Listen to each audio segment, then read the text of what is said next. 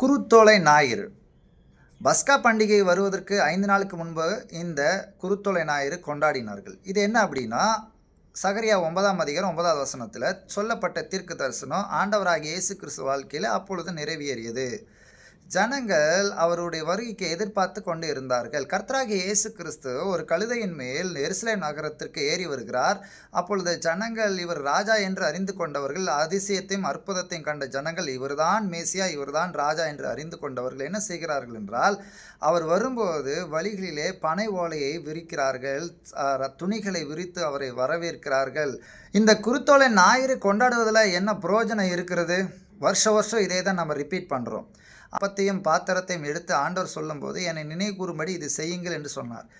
அதை நம்ம வாரம் நம்ம செய்கிறோமா? கர்த்தருடைய மரணத்தை நினைவு கூறுகிறோமா? வாரம் நினைவு கூறுகிறோமா? 4 நாள் நினைவு கூறுகிறோமா? அதுதான் உண்மையான ஆராதனை.